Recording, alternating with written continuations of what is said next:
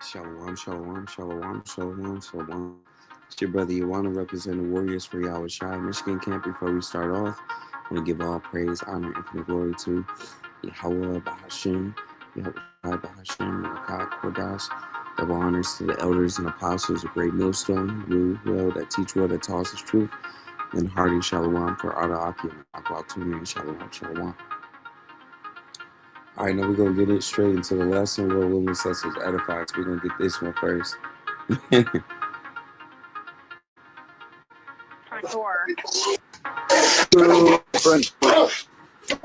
How did he break through your front door? He rammed it and just got to it. Hey, what's up, Holmes? I didn't know what to do. Stop. No, stop. All right, now you're going to see more crazy people. You're going to see more people bucking up. You're going to see more people, acting out of the ordinary. You're going to see people bugging out, man. Acting very chaotic in these end times. All right, if you didn't know, Yahweh is sending his son, Yahweh Shai, which the world actually called Jesus Christ, all right, to judge the world, all right, to come and save, all right, the elect of Israel, which are you so-called blacks, Latinos, and Native Americans. All right, now every single one of us is going to make it. Only the elect is going to make it. All right, but the rest of these heathen nations, 2/3 of our own people, they're going to be totally destroyed, man. All right, and a lot of them, they're going to go into a lower state. People are going to be experiencing that Jacob's trouble, the famine, the MOTB, World War III, all these different things are supposed to play. So let me get this scripture, Matthew 24:12. And because iniquity shall abound, the love of many shall wax cold. So people are going to get more and more crazy. People are going to get more and more cold. People are going to go bugging out, man.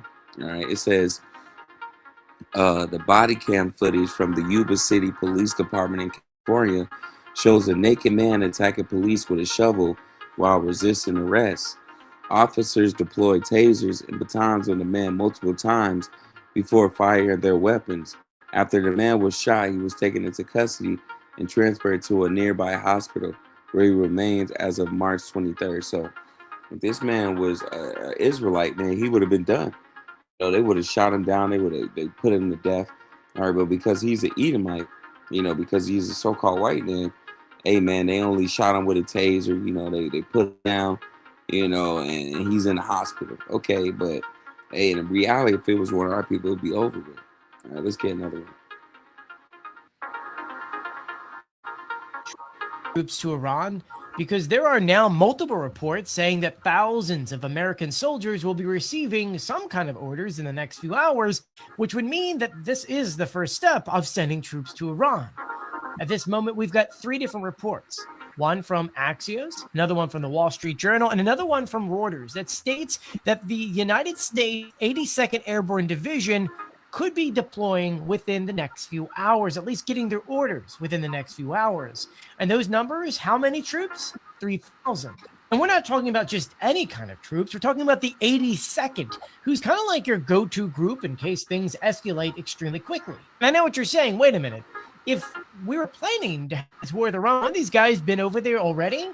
In which I say, this is clear signs that the United States was not prepared to have boots on the ground inside of Iran. I need to add that this is more than just routine deployment, because according to the reports, it states here that the division's headquarters and the full brigade command team are also being told it's time to go. These troops are in addition to the other 5,000 Marines and sailors that we reported on just last week, meaning that we could be seeing up to 8,000 U.S. service members sent over to the Middle East. What is actually happening? The real nit and gritty of it all is that the United States is kind of planning for multiple scenarios. Even though Trump is saying that he's still having diplomacy with Iran, there still needs to be contingencies, backup plans. And so that's why you're seeing, troops coming from Japan or from the United States and other things happening to prepare for different scenarios. Things like we've said before that they should have planned for in the beginning, but now they're making up for that by sending things along now. One report states notices should be sent out to the 82nd within the next few hours. That has not happened, at least at the time of this video, which is around 3 p.m. Eastern time. But if it does go out, sure to let you know, so please do share my videos and follow me for more. Is the United States now sending troops to Iran? All right, Because so they're talking about sending more troops to Iran, man. All right, which we already knew this was gonna happen. All right, you could see clear as day that it was gonna happen. All right, I'm gonna get one more article going into that, then I'm gonna read. Are heading to the Middle East to join the war with Iran. More American troops, we're learning tonight, are heading to the Middle East to join the war with Iran. More than 1,000 from the 82nd Airborne Division. Two sources familiar with the matter tell NBC News they will soon deploy to the Gulf. This as President Trump just tonight appeared to be already declaring victory. This war has been won. At the time he was speaking, we filmed this. Iranian cluster bomb exploding over Tel Aviv. We're actually talking to the right people, and they want to make a deal so badly. For now, the war is intensifying. Israel today announced new massive strikes on what it described as Iran's main production site for explosive material. U.S. airstrikes aren't slowing down either, hitting around 500 targets a day. And Iran is still firing on Israel around the clock. Some missiles getting past air defenses.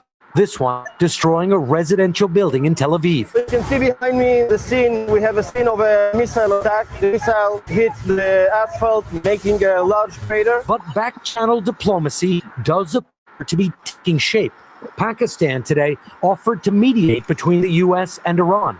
Two sources telling NBC News in-person negotiations could happen in the coming days. But not everyone wants a quick exit. Israeli Prime Minister Netanyahu says Israel will keep attacking Iran and Lebanon until Israel's aim is achieved. And Saudi Arabia. All right, so this is 2nd Ezra chapter 16, and I'm gonna get it from 33. The virgins shall mourn, having no bridegrooms, and the women shall mourn, having no husbands. Their daughters shall mourn, having no helpers. In the war shall their bridegrooms be destroyed, and their husbands shall perish of famine. All right, so these wars, World War III, man, is going to be the end-all, be-all. This is going to be the last war, the last hurrah. Okay, and whoever is sent over to World War III, they're not going to come back, man. All right, whoever is sent over there, they're going to die, man. All right, let's get another one.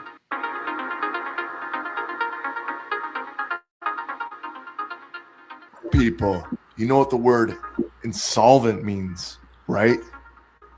It means that Trump took the world's greatest economy and bankrupted it. We don't make enough money to pay our bills now under Trump. Do you understand what that means? Are you able to understand the impact that's going to have on your life? Hey, Trump people, you know what the word More. You can't fire a gun without ammunition, and if the new Illinois bill passes, you won't be able to buy ammo without a serial number on it. House Bill 4414 would require ammo manufacturers to serialize every round they make and sell in the state. It would also create a state handgun ammunition database, and it would impose an up to 5-cent tax on each round. I don't think it's going to go anywhere, but I'm definitely against it. It's an increase in taxes, and I'm not in favor of it. In fact, I think that it very well may be unconstitutional. So you've had a chance to look at the bill. How do you feel about it? I don't think I can say that on TV. I mean, it's a piece of something, but it's not legislation. It's Dateline state representatives, Republican John Cabello, Democrat Dave Vella, both oppose the bill. Cabello says the bill isn't very practical. It's not in any way, shape, or form. Who's going to do this? Law-abiding citizens.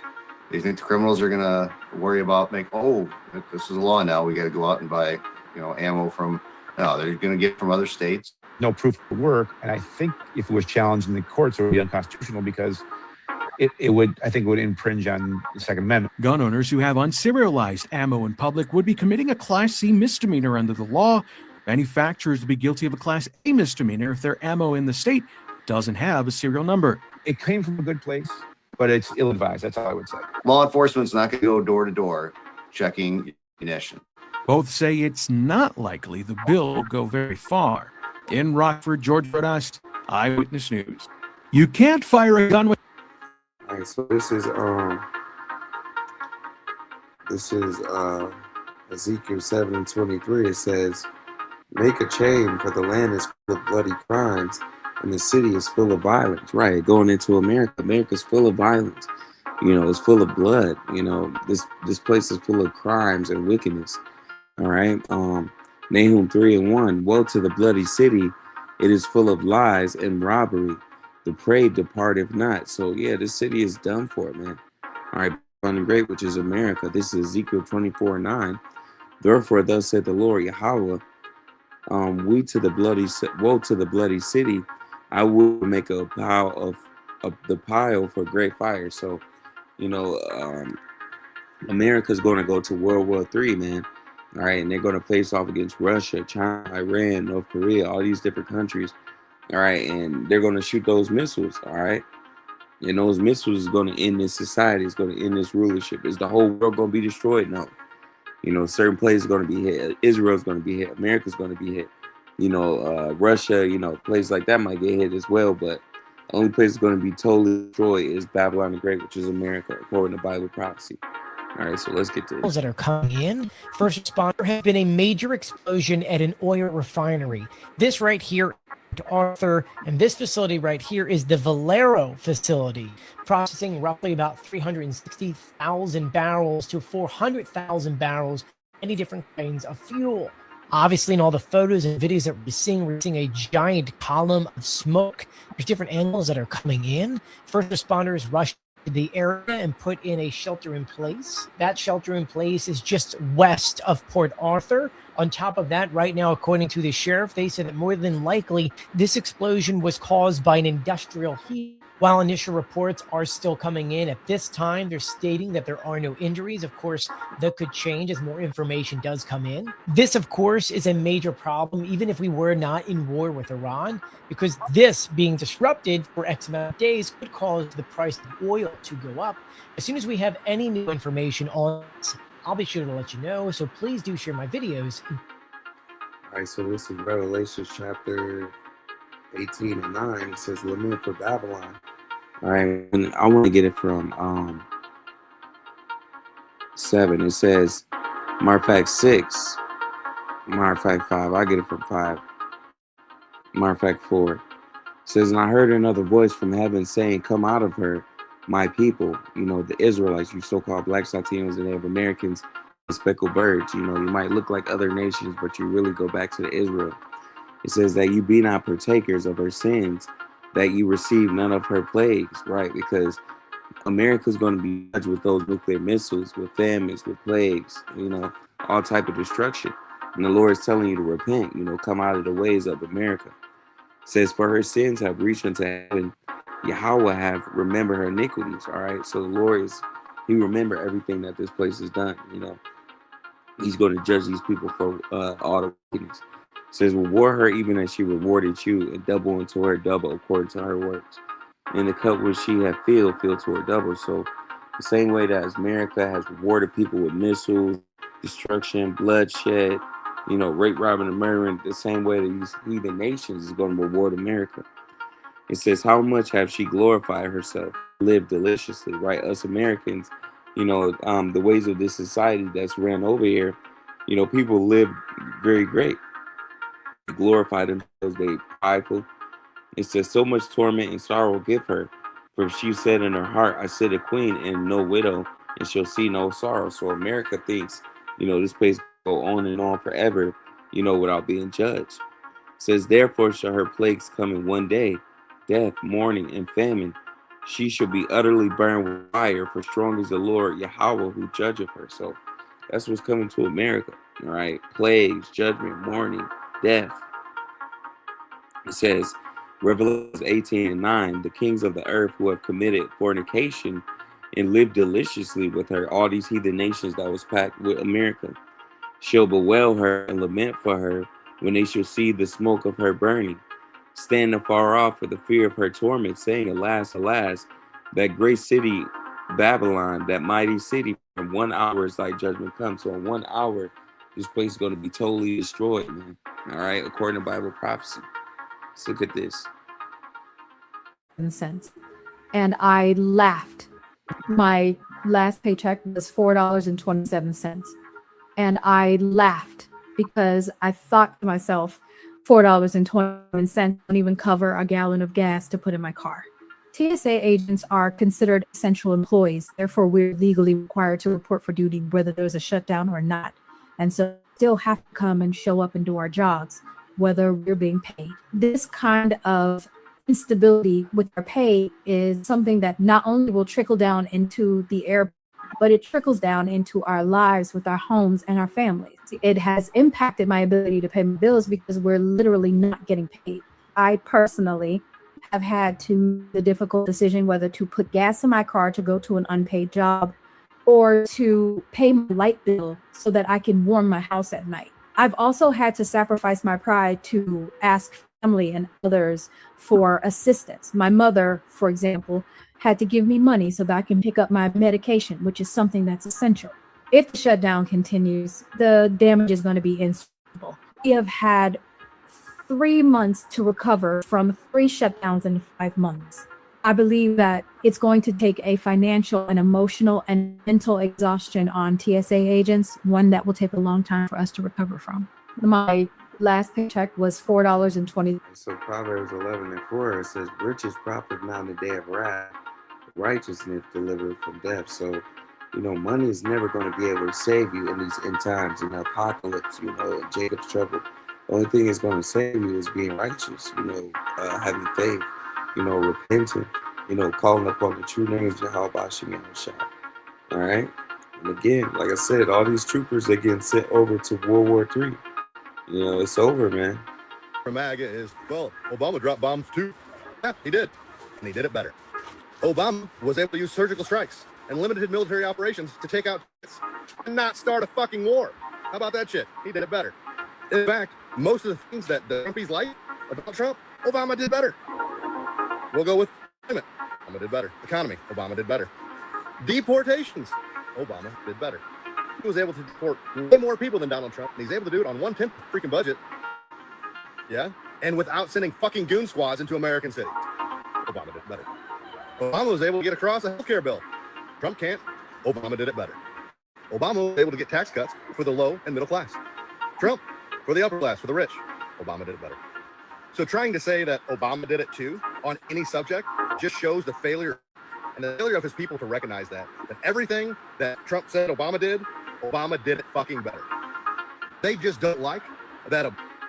No, it's outrageous. And look, it's almost $7. Drivers reacting to San Francisco gas prices that are going for, yes, $6.57 a gallon. Regular unleaded at this Chevron station, $5.96 on average in San Francisco. The Bay Area is paying close to $2 more than the national average for gasoline, which is absurd. We should be at $1 more. That's Jamie Court, who heads the nonprofit Consumer Watchdog. We also spoke with UC Berkeley's Severin Bornstein, an expert in the industry. Right now, gas prices are actually up more than you would expect given where oil prices are, but I think the market is just trying to catch up with the oil market, and the oil market, of course, is still extremely volatile. Several states have dropped, suspended, or paused gas taxes to lower driver costs amid the war with Iran. Bornstein is against that. Yeah, I think a state tax holiday is pretty problematic because I think it's hard to reinstate it. Unlike Bornstein, Court believes that price gouging is happening right now across the state of California. He believes we should be at around 87 cents above the national average in California, not $2. Well, the numbers don't lie. Refiners are making $1 more per gallon than they did in January. They're making $1.50 a gallon, and based on 2 years of historical data, that's as much as they have made at any time or any month in the last 2 years. Price differences certainly can be seen. Empty at this gas station in San Francisco because across the street where I'm standing, it's more than 40 cents cheaper. As for who is to blame, Court believes the governor should be doing more to regulate refiners. Trump can be responsible for 66 cents in increased costs because of the increased cost of crude. Newsom's responsible for that extra $1 that refiners are charging us that they shouldn't. Of course, Trump can end this at any time by just declaring victory. Still, though, some drivers trying to make the best out of the situation. Dealing with it, but not happy about it. Yes. We just think that, Bro, this pack of 7 kidnapped.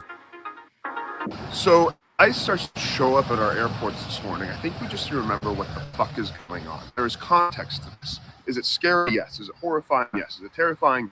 Yes. But there's a reason this is happening. Trump is saying he is sending ICE to the airports because TSA is clogged up and the lines are so long, and ICE is going to go support them. And even though we know that's bullshit, we still have to remember why TSA grown up and why the lines are so long and why 30 to 50% of TSA staff aren't showing up to work. It's because of Trump and the Republicans. Currently, there is a partial government shutdown. Just the Department of Homeland Security is shut down, which both ICE and TSA fall under. The reason there is that shutdown is because Republicans are refusing to go to the table where Democrats are saying, can we just get ICE to not wear masks? Can we just get ICE to wear body cameras? Can we just ensure that when ICE smashes your window, that they at least have a warrant to do so? And Republicans are saying, no, we are going to protect ICE and their unlawful activities so fucking hard. You're going to shut down the Department of Homeland Security to do so. And when you shut down the Department of Homeland Security, you're fucking up TSA. So this is what authoritarian and fast governments do. We have to remember.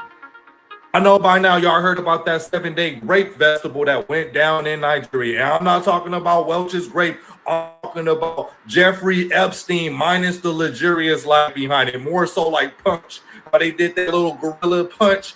Yeah, more on those type of activities. And you know who was behind it? A chief priest and several village leaders. They put together this 7-day grape festival. And people justifying it because they were like, well, at least they notify everybody in the village that if you're outside after a certain time of the day, if you're a woman, then it's going to be your body, but our choice, what we're going to do with your body.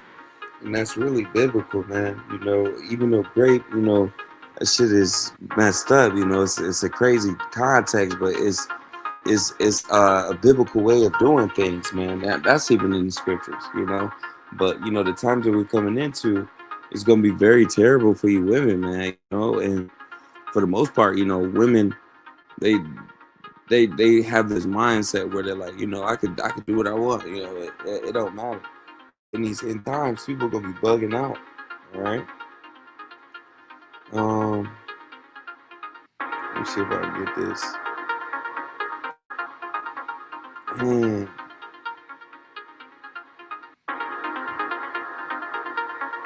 me see if I can get it.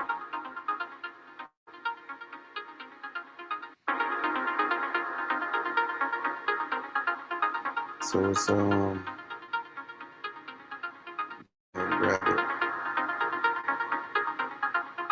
Where's the scripture at?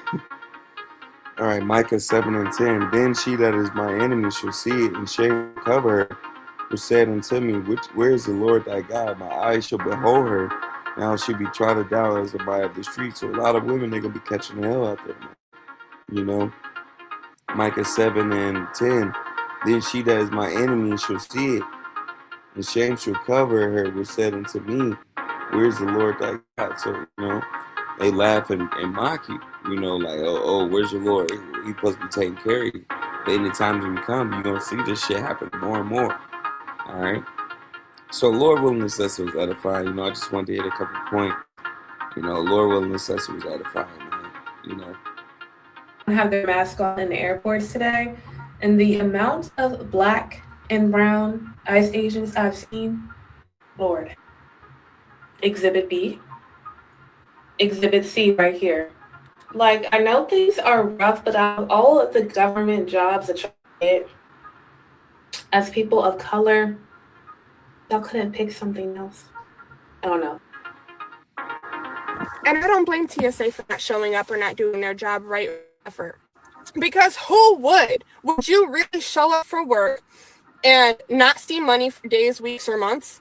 Show up for work and deal with hundreds of thousands of people every single day and not make a penny of it, of the money that you're working for months. Nobody would do that. So the people that showing up to continue their job, I really commend them, because I would never in my right mind show up for a job that doesn't give two fucks about paying me. And then what makes matters worse is whoever made the decision, we know, has shipped ICE in to these airports to assist with what's going on, right? Do you know what ICE is doing?